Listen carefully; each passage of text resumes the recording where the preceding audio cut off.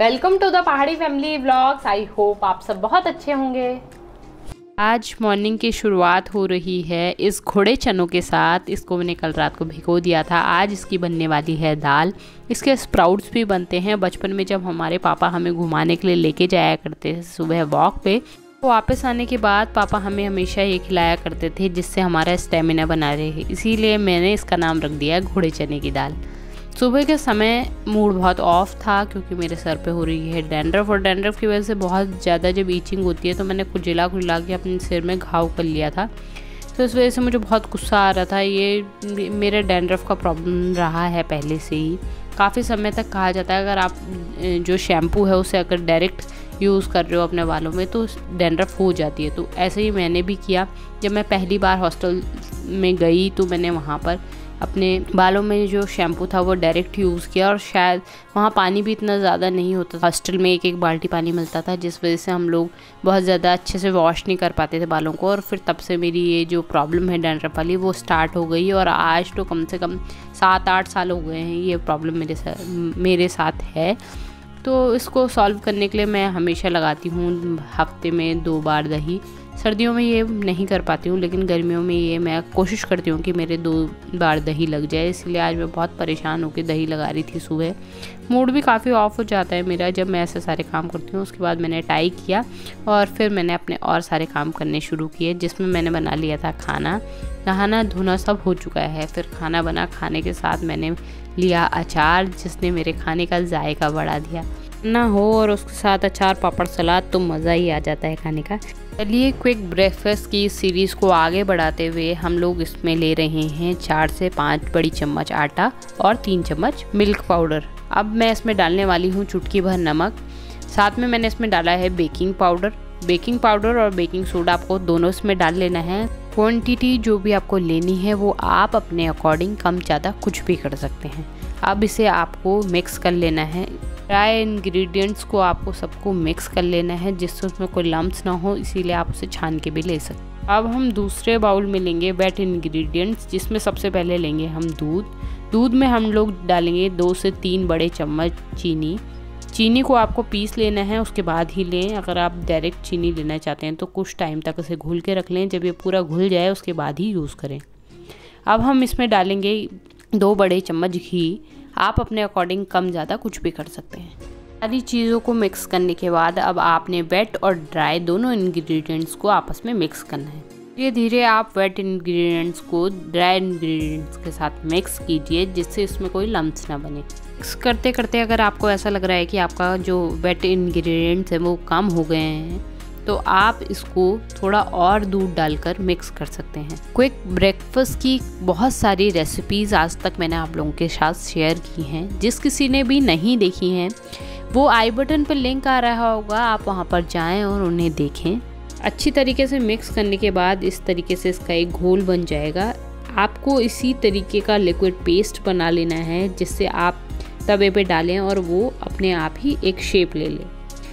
तवे को गर्म करने के लिए रख दिया है। नॉन स्टिक पैन का आप इसमें यूज़ कर सकते हैं, नॉन स्टिक तवे का यूज़ कर सकते हैं, कास्टिक आयरन वाला जो तवा है उसका यूज़ कर सकते हैं। गैस में रख दीजिए। गैस में रखने के बाद आप घी इसमें डालिए, मक्खन डालिए, जो भी आप डालना चाहें वो डाल सकते हैं। एक कड़छी की सहायता से आप इस घोल को तवे पे डाल दीजिए। तवे में डालने के बाद आपको उसको फैलाना नहीं है, जितना ये खुद से फैलेगा उतना ही फैलने देना है। उसके बाद आप इसे रेस्ट करने दीजिए। बस आप इस बात का ध्यान रखेंगे कि गैस की जो फ्लेम है वो बहुत ज़्यादा तेज़ ना हो और जो आपको तवा है वो बहुत ज़्यादा गर्म ना हो। आप जब इसमें डालें तो ये थोड़ी देर बाद रिएक्ट करने लगेगा। ये जो वीडियो बन रहा है थोड़ा स्पीड में बन रहा है जिस वजह से ये लॉन्ग ना हो जाए, इसीलिए आप थोड़ा इन सारी बातों का ध्यान रखें। ढककर इसको पकाइए। जैसे ही बबल आने लगेंगे थोड़ी देर बाद आप इसे ढक दीजिए। ढकने से ये जो तवा है अगर आपका नहीं छूट पा रहा है किसी वजह से ये पैनकेक, तो आप तवा जब ढक के पकाएंगे तो ये इजीली छूट जाएगा तवे से।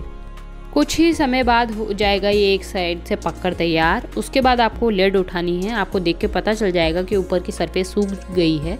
उस समय आपको फिर एक लिड की सहायता से इसे छुड़वाना है। छूट जाएगा ये इजीली। जैसे ही ये छूटे उसको पलट दीजिए और ये कितना सुंदर कलर आया है आप इसे देख सकते हैं। जितनी देर आपने पहली वाली साइड पकाया है उतनी ही देर आपको इसको रखना है दूसरी वाली साइड भी, और उतनी ही देर इसे पका के आपका ये पैनकेक हो जाएगा तैयार। केवल 2 पैनकेक मैं बनाने वाली हूँ, उसमें दूसरा भी बना के आपको दिखाऊंगी। चलिए हो जाइए तैयार। पैन ऑलरेडी गर्म है, इसमें मैंने घी मक्खन जो भी डालना चाहें वो डालूंगी, और अब इसमें कड़छी को भरकर डाल दूंगी उस बैटर को, और बिना हिलाए डुलाए उसको पकने दूंगी। आप देखिए जब मैंने डाला तो उसमें बिल्कुल भी रिएक्शन नहीं हुआ, लेकिन कुछ ही देर बाद इसमें रिएक्शन हुआ। मैंने गैस की फ्लेम को बिल्कुल बंद कर दिया था कुछ समय के लिए, और अब जैसे ही मैंने दूसरा डाला तो मैंने फिर गैस की जो फ्लेम थी उसे कम कर दिया है, और अब इसे पकाने लग रही हूँ। थोड़ी ही देर बाद ये बेकिंग सोडा और बेकिंग पाउडर के रिएक्शन के साथ बबल्स इसमें आने लगेंगे, जिस वजह से ये रिएक्ट करेगा, और उसके बाद आपको इसमें बबल जैसे ही दिखेंगे उसको लिड लगा के पकाना है, जैसे हमने पहले भी पकाया। एक साइड से पकने के बाद आपको दूसरी साइड से पकाना है, जैसे हमने पहले भी किया। ये सारी प्रोसेस मैं आपको आगे भी बता चुकी हूँ। इसी तरीके से आप भी इसी प्रोसेस को यूज़ कीजिए अपने घर के बच्चों के लिए, अपने घर के बड़ों के लिए, या कोई गेस्ट आता है तो उनके लिए बनाइए। जैसा भी आपको लगता है मुझे कमेंट बॉक्स में बता सकते हैं कि आपको ये पसंद आया या नहीं। अगर आपको पसंद आता है तो प्लीज़ इस वीडियो को आगे शेयर कीजिए लोगों के साथ। अब आ गई है प्लेटिंग की बारी, क्योंकि ये वाला पैनकेक भी बनकर हो गया है तैयार। हम इसमें डालेंगे हनी सिरप। हनी सिरप किस तरीके से हम इसमें डालेंगे आप देखिए, और मेरे मुंह में तो आने लगा है इसको देखकर पानी। तो मैंने बनाए थे 2 पैनकेक, दोनों पैनकेक बहुत ही बढ़िया सुंदर से बने हैं। इस तरीके से मैं इसमें हनी सिरप को पोर कर रही हूँ। पोर करने के बाद मेरे मुंह में तो आ रहा है पानी। मैं करूँगी इसे खाकर एंजॉय। तब तक के लिए आप सोच लीजिए किस दिन आपको इस रेसिपी को अपने लिए बनाना है। आप सभी को मेरे पैनकेक की रेसिपी कैसी लगी मुझे ज़रूर बताइएगा।